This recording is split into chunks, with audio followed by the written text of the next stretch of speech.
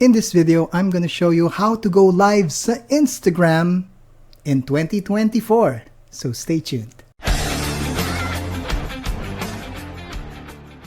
Hi, si Allen De Leon to. It was a year ago when I created a video tutorial about how to go live sa Instagram. Pero yung video tutorial na yun, it takes 3 steps. Yes, 3 steps para makapag-live ka sa Instagram. Number 1, you need to connect your Instagram sa isang third-party software, web-based, which is Yellow Duck to produce the stream key. Pag may stream key ka na, then gagamitin mo naman to para dun sa streaming application mo. So talagang 3 steps siya. Pero ngayon, bago na. 2 steps na lang. Yes, 2 steps na lang. Si Instagram, yes, Instagram, kaya na niyang mag-produce ng kanyang sariling stream key na pwede mo nang i-connect sa yung streaming application. So, mas madali na. I know it may be confusing, pero okay lang yan kasi we will head over sa computer screen ko para mapakita ko sa iyo kung paano ba tong 2 steps na to na gagawin natin to go live sa Instagram on the year 2024. Okay, so if you're ready, punta na tayo. Let's go! So, here we are in my computer screen. Nandito tayo ngayon sa aking Instagram account. Now, for us to go live sa Instagram, kinakailangan i-click natin tong create. So, nung i-click ko siya, makikita nyo, walang live feature. Ang reason dyan is because yung aking Instagram account is naka-personal account. So, we need to switch it to the professional account. So, how do we do that? Okay, so, just follow my cursor. Dito tayo sa edit profile. Yan. And then, scroll tayo dito. Yan, dito tayo sa account type and tools. Click natin yan. So, switch to professional account. We have to do this para ma-enable yung ating live feature sa ating Instagram. So, click natin to. There are 2 types of professional accounts sa Instagram. One is yung creator and one is business. So, yan naman yung description. As a creator, best for public figures, content producers, artists, and influencers.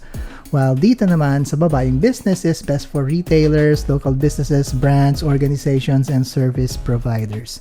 So, for me, I'm a content creator. So, ito yung pipiliin ko. So, click ko yung next. Alright, so dito, may pinapabasa lang sa atin. Flexible profile ko to, simplify messaging, more growth tools. So, yan yung mga features pag ikaw ay nag-creator sa professional account ng Instagram. Click natin yung next.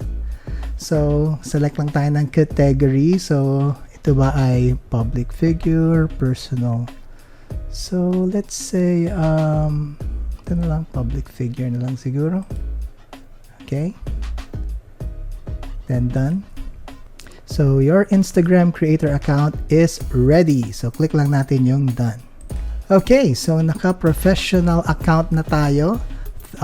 Creator account or professional account. So, tingnan natin kung na-enable na yung ating live feature sa ating Instagram account. So, balik tayo sa creator. Ayun, makikita nyo guys, may post at meron ng live video. So, click natin itong live video. Ayan, add live video details. So, go live by connecting to your choice of streaming software. To get started, add a title and select audience for your live video. So, for this one, halimbawa, lagay lang natin dito is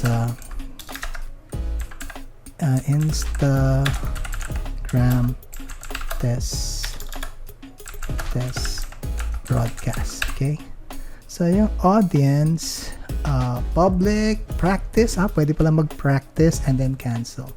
Siguro public na lang para makita natin how it works pag live na talaga. So, next.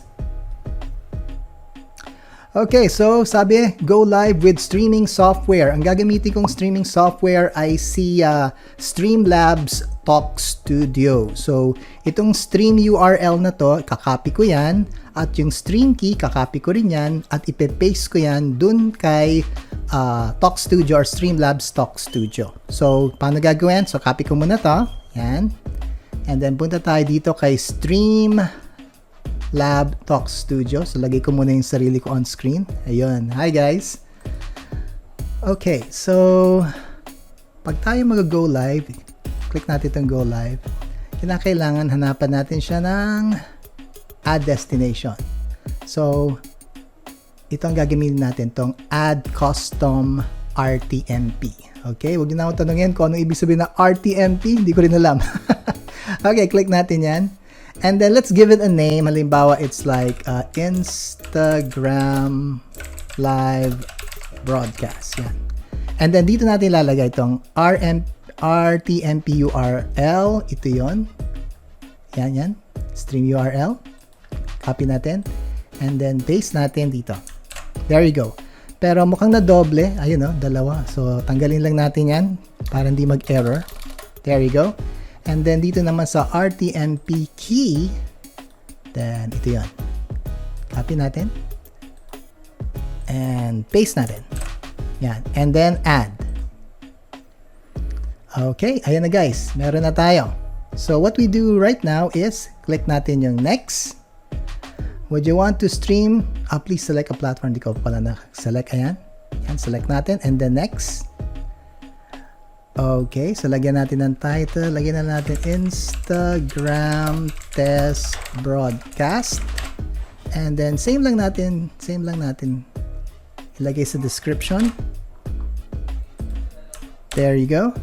And then let's go live. Pag i-click ko yung go live dito sa aking live streaming software, hindi pa yan mag-go live sa Instagram. Kailangan ko rin i-click yung go live doon. So dito na muna para ma-preview natin sa Instagram. So, ano ibig ko sabihin? Sige, click ko muna tong go live. Yan. Ayan, streaming starting in 3, 2, 1. Ayan guys, as you can see, live na ako. Pero sa Instagram, hindi pa ako live. So, punta tayo ngayon sa Instagram. Yan, wait lang natin dito itong sa preview. Wait natin mag-connect. Ayan, mukhang nagko-connect na siya. There's one more thing that we have to do, and that is i-click natin yung go live dyan sa upper right hand corner nitong pop-out box na Instagram. So i-click natin and there you go. So guys, ayan, naka-live na tayo sa Instagram. Ganun lang kadali. Now kung gusto natin i-end, click lang natin itong end live video. Yan, in-end ko na. Yan, discard video. To download your video, view this in your archive on the Instagram app. Okay? And dito sa Streamlab Talk Studio, then saka natin i-end yung stream.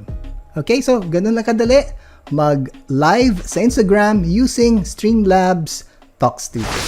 If you like this video, then give me a thumbs up. Kung hindi ka pa nakakapag-subscribe, mag-subscribe ka na ngayon. And meron akong 2 video tutorials on screen. Yes, on screen. I-click mo lang. This is Allen and I'll see you there.